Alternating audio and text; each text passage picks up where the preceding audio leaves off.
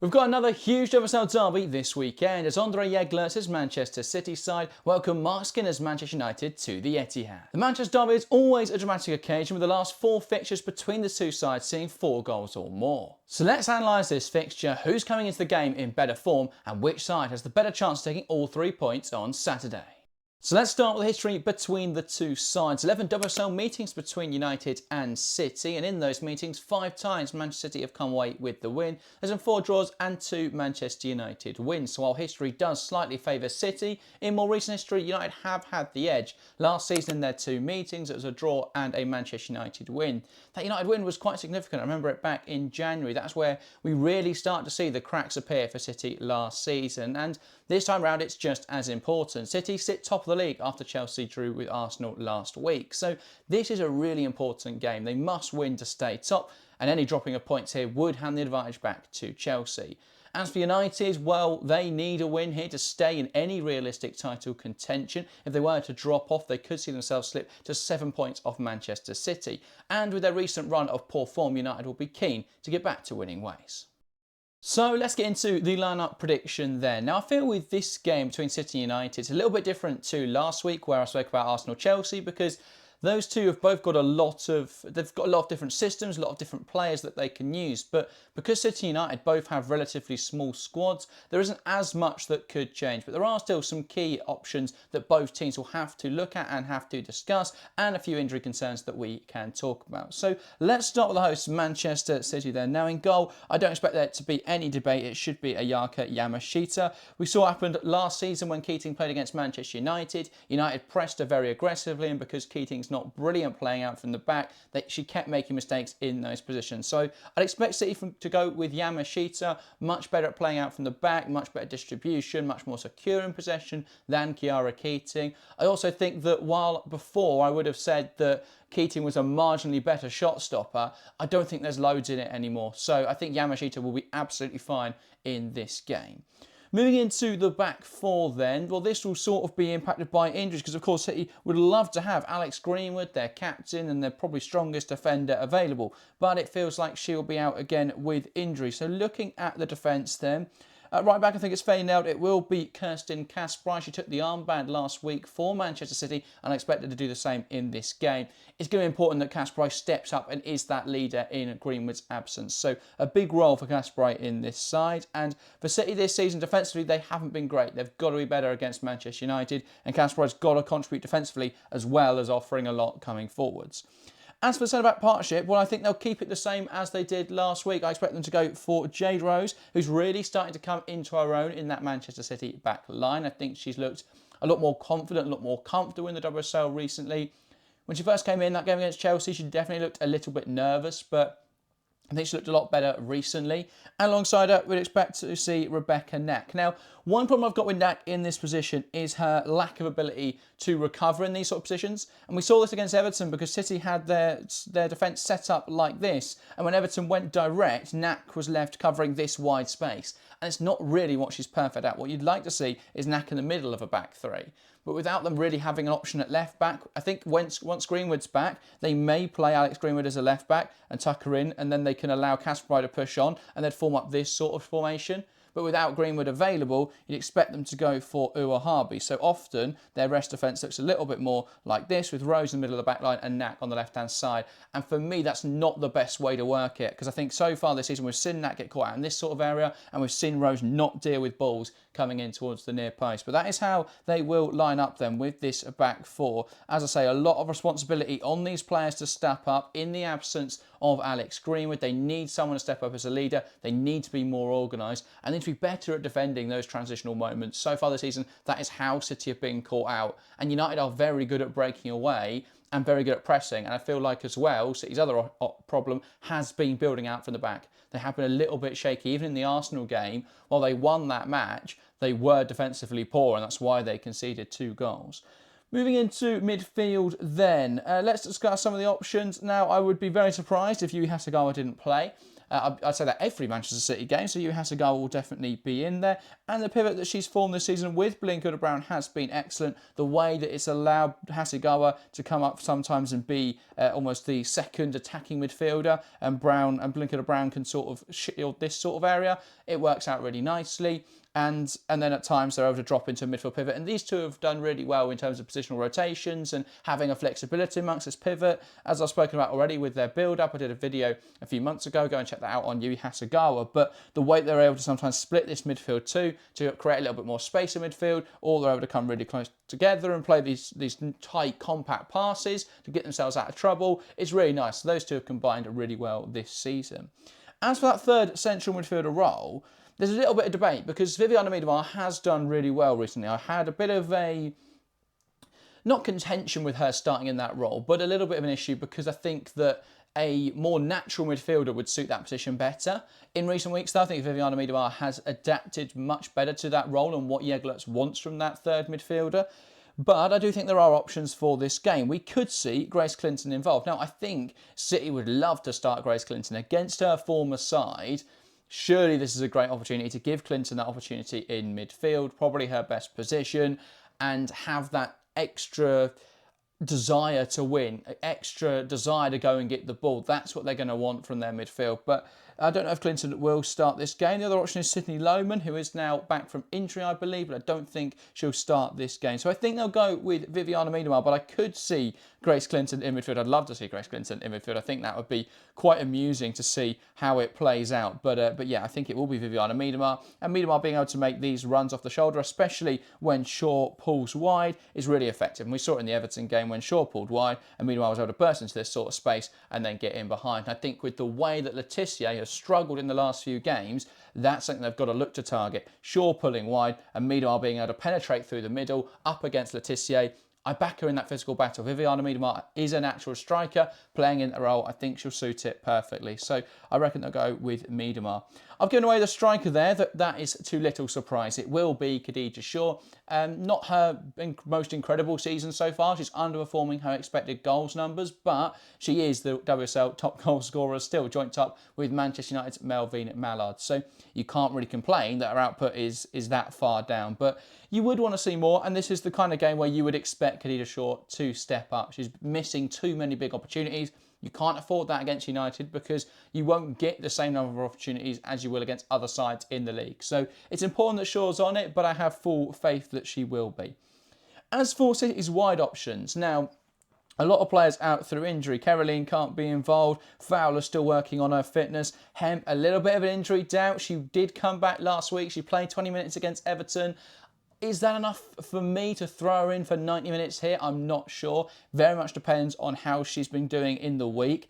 If she is fit to play, I'd start her. I think that she is just such a difference maker for Manchester City that starting on a game like this could be really important. Having a wide option who is going to cause Jade Riviere a lot of trouble is really important. Now, I have no doubts that if Firmino is the one that starts on this left-hand side, that I think she'll cause United all sorts of trouble. Firmino has been in great form this season. She's really stepped up in the absence of Hemp, of Caroline and of Mary Fowler. And I think that Firmino is such an important part of how this side attacks now.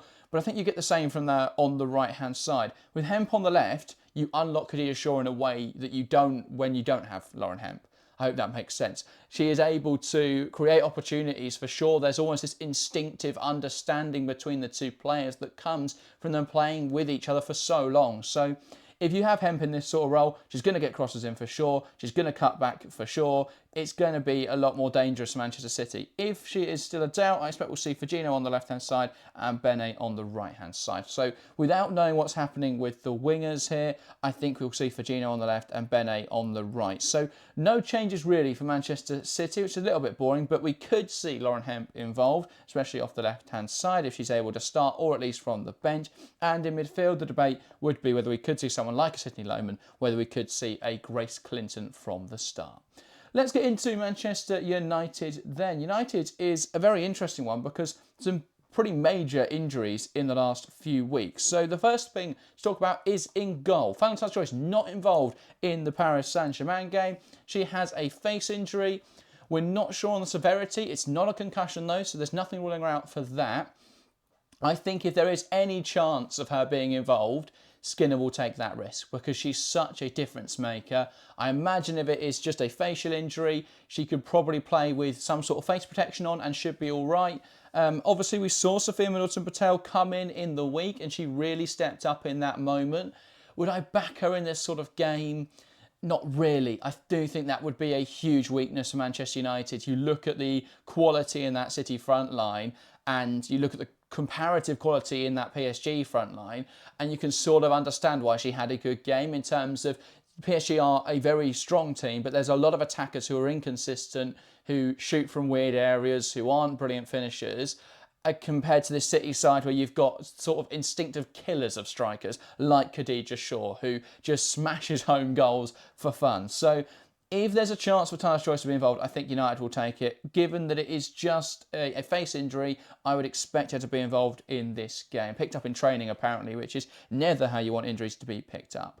As for the back line, we'll have Janssen and it will be Laetitia. Janssen didn't play in the week. I think that's really important, getting that rest. Obviously, that was forced through suspension, but still getting that rest ahead of this game, I think, is really important. United's defence, Laetitia in particular, have looked really tired in the last few weeks, really off their game. So having Janssen a little bit fresher, I think, will help out massively.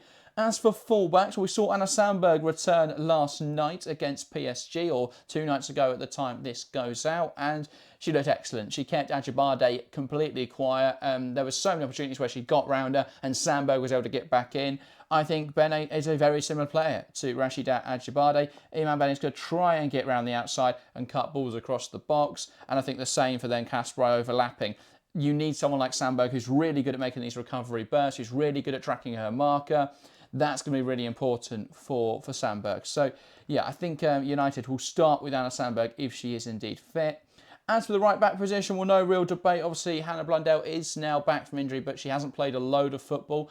So I would expect to see Jade Riviere from the start. No fitness concerns at the moment with Jade Riviere. She has had a few this season, few knocks and few niggles, but seems to be okay. So I'd expect her to start in this game.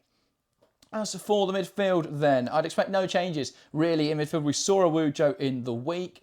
I thought that she did really well in terms of the physical side of the game, but her passes did go a little bit astray and she failed to link up in the way that you'd have expected someone like Ella Toon to. In the pivot though, it will be Zigiotti, it will be Miyazawa. These two, similar to when I was speaking about the Manchester City midfield, these two have formed a great relationship this season, and when they don't have the ball, we're going to see Zigiotti push up as sort of almost a right 8, a right 10 type out of possession, and Miyazawa will be this more defensive player. I think it's a little bit of a shame that we don't see more of Miyazawa's attacking talents, but she's been so good in this role, it's difficult to argue against it. So it will be this midfield two of Zigiotti and Miyazawa. Looking further forwards then, we've got Ella Toon, as I say, got that rest in the week, which I think is important, still came on, but the fact that she didn't have to play 90 minutes I think is really important. Such a creative force is Ella Toon, as we've seen so far this season. Complementing her really nicely has been Jess Park. The way that United have been able to allow Toon to drift into this left half space and combine with the left winger, who we'll get to in a moment. The way Park's able to drift into this right half space, they've been brilliant. And I think against this City midfield, if they can operate in these pockets and try and drag this midfield out, that could create issues for Manchester City. So, yeah, I think, again, we'll see this relationship between Park and Toon developing, with them operating on different sides. I mean, Park, for the goal last night, was able to just drift inside and kept playing combinations. That's exactly what you want from Jess Park, given that sort of license to roam inside. And I think she'll be on hand to really deal City the blow of having lost her last summer. So, yeah, that'll be interesting to see how Park gets on in this game against her former side, and if she can keep up the form from the start of the season. Two big decisions then. Left wing and striker for United. No Celine Bizet. She's still out with an injury, I believe. Wasn't involved in the matchday squad against Paris Saint-Germain. So that leaves a few options then. I think up front, based on the selection against PSG, we'll probably see Elizabeth Turland. Now, for me, that wouldn't be the go-to in this game. Turland is a great striker, don't get me wrong. But I think in this sort of game, I would rather see Melvin Mallard. I think when you look at the weakness of Manchester City being defending transitions, and you look at which striker for United is going to give you the best running in behind, the best transitional moments, Mallard running off the shoulder of Nak, for me, sounds incredibly dangerous. I mean, look at the goal Melvin Mallard scored last night against Paris Saint-Germain. The way that she was able to bully and block off the ball, the way she was able to then drive inside and then fire across Mary Earps. That was brilliant, and that's exactly why I think Mallard should start through the middle. I don't think it will be Mallard through the middle. I think it will be Elizabeth Turland. I think they'll probably start Mallard off the left-hand side. The problem for me between Mallard and Turland is that Mallard is better through the middle and she's not complementary for Turland off the left wing. This combination doesn't really work. For me, if you're going to play Turland through the middle, then I would play Rolfo, because Rolfo is brilliant at getting to this sort of position and crossing it into the area for Elizabeth Turland. But Rolfo is also really good if you not have on the right-hand side and it's Riviere putting in across. She's aiming for Turland, but Rolfo is really good at making these back post runs and being another option from crosses. So for me, if you're going Turland, I'd go Rolfo as well. I think it will probably, though, be Turland through the middle and then obviously Riviere right back and Mallard on the left-hand side. So they are the teams for this game. It'll be interesting to see how close I am. I was quite close on the Chelsea-Arsenal. I got the Chelsea formation wrong, but I got a lot of the selection right. So let's see how close I am on that one. It's a really tough call in some areas, but for both these sides, broadly, they remain the same throughout the season. So that leaves just one thing left to do in this video, and that is the scoreline prediction. I'm a little bit torn coming into this one. I think if you'd asked me a week ago, I'd have been very confident United would give City an incredibly good game. I think the way that United are set up is to destroy structures like Manchester City. They want to be... I mean, we've seen United be better with the ball this season than they were last season. Last season, they were very much a very good out-of-possession side with some interesting stuff in possession. This season, they've become a lot better with the ball, and they are very interesting to watch. But I think they've still got a real strength without the possession, and their out-of-possession structure is excellent. And normally I'd say they'd be very good at disrupting Manchester City. But I think City will be interesting to see how they perform. I think that their performance against Arsenal definitely shows that they can destroy teams who aren't great out of possession. But I think United will be a big test for them. We saw last season them really struggle to handle Manchester United. But I think the form City have been in definitely sees its way a little bit more that direction. I wonder how the psychological element of the game will play out. City are coming into this knowing they need to win, and though there is pressure there, there's also going to be a lot of belief. They're top of the league right now. They want to keep that momentum going. They've won every game in the WSL this season since that the Chelsea loss on the opening day of the season. United come into this off the back of the loss to Aston Villa, and I do just wonder whether that will be a confidence hit for United. I think PSG in the week, though, was helpful, albeit they weren't incredible against an opponent I think they should have probably scored more against, but that was a rotated side as well. So a lot of factors to consider. I think this will be tight, though. I'm going to go for a draw. I'm going to hedge, stay on the hedge my bets, stay on the fence, get all the cliches out. I think it's going to be a draw. I will say Manchester City 2, United 2. I don't see this being a boring game of football. I think this will be a score draw. I think this will be a very enjoyable match to watch. The big question for me is, can City be more secure in build-up? And can they play through United press? Or United be able to turn that ball over and then get opportunities? And can City break United down? I have no doubt that if United get their attacking strategy right, though, they will score against Manchester City. So if anything, I'm leaning towards that United victory, but I think it will be a draw. I'll say 2-2. I think we'll probably see Khadija Shaw score. I think she's always got an knack of finding goals in the big games. I think we'll probably see a goal from Yui Hasegawa. I think her more advanced position this season sees her get into those sort of opportunities more often. I think that we will see one of Clinton or Park scoring. Since I've not gone Clinton for City, I do think Jess Park will score for Manchester United, and it'll be interesting to see. I mean, I don't imagine she'll celebrate, but it'll be interesting to see the reception she gets at the Etihad. And then for Manchester United's other goal, I think it will be, I'll say Melvin Mallard. I think in the second half, once they move Mallard back up front, I think they'll offer more transitional threat and City will come undone. So it's going to be a really interesting game on Saturday. Make sure to join us live from 1:15 GMT on Saturday. I'm looking forward to that live show, so join us on this YouTube channel for then. That, though, is everything for today's video. Thank you guys very much for watching. Get your predictions in the comments down below, and we'll see you next time.